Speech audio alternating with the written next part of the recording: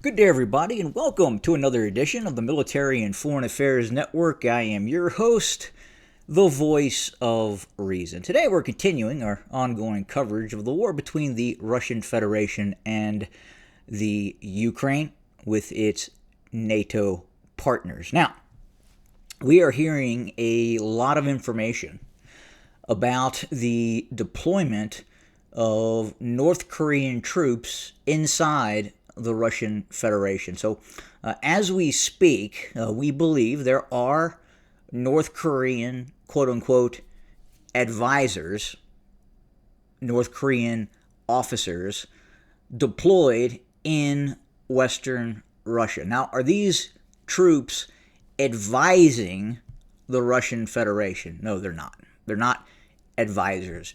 They're there to learn practical skill sets. When you're in an active war, when you are actively engaged in high intensity military conflict, you are going to learn things as a nation state that you did not know, specifically your military. And that is what the North Koreans are there for. They are there to learn. They are there to understand what is happening in terms of drone warfare. They're there to learn counter battery operations, counter artillery operations. They're there to learn high intensity urbanized conflict as well. Now, there are also North Korean troops that could be deployed to the battlefront. I think at this point we've heard on the high end, about 12,000 North Korean troops could be deployed. Now, look, these are not going to be conscripted North Korean soldiers.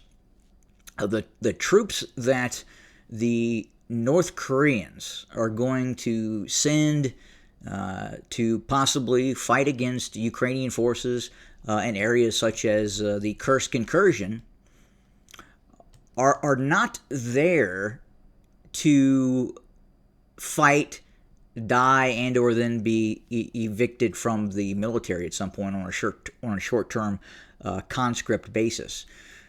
These soldiers that are heading to Russia from North Korea are most likely elements from the North Korean Special Operations Forces. They are also known as the Sniper Brigades. They are part of the North Korean National Reconnaissance Office. These are much higher level and quality troops that are going to be sent to Russia. Now, do the Russians need these North Korean forces? Probably not. Does it help? Absolutely. But do the Russians need these North Korean troops? Do they need them? No, they don't. Now, who is benefiting more? Is it the Russians or is it the North Koreans? So you would ask, well, why on earth would the North Koreans benefit from sending troops to Russia? Again, back to that obtaining skill sets. You really don't know what you have in terms of a highly competent fighting force unless that fighting force actually engages the enemy. It's been quite some number of decades since the North Korean military has been deployed and engaged in high-intensity combat. The last time they've done that as a nation was really during the Korean War back in the 50s. Yes, the North Korean military was deployed to places such as Angola and indeed engaged elements of the South African Defense Forces back in the 80s. That happened. But since then, the North Korean military has, I would say, has atrophied in terms of keeping its skill sets honed.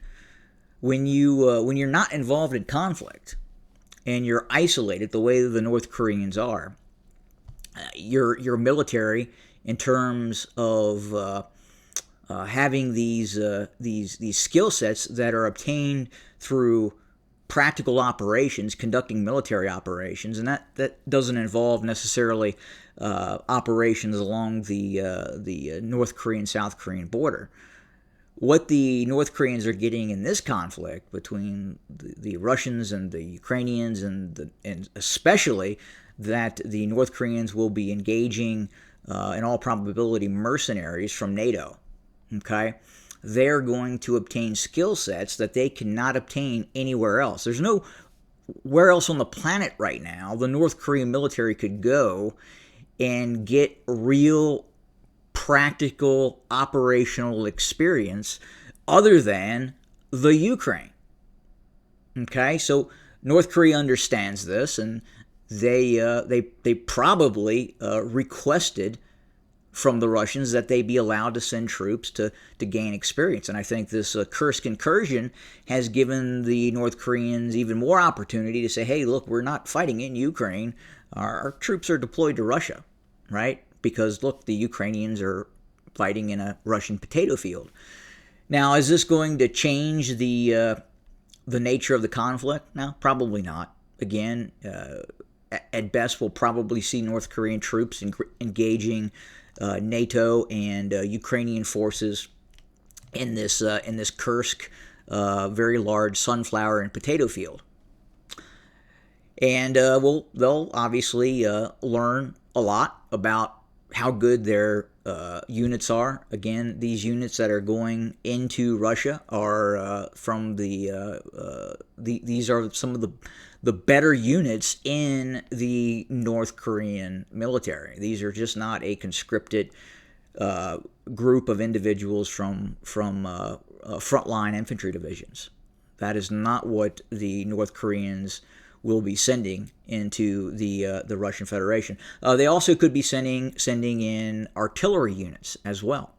Okay, so again, these artillery units that the North Koreans are sending are going to gain practical experience. They're also going to develop interoperational capabilities by working with the Russians. I mean, let's face it. Look, the Russians are fighting an alliance, a Western alliance made up of forces from the United Kingdom, the United States, Poland, the Ukraine, okay? And the Russians have signed alliances, friendship agreements, in which one party would come to the aid of another party.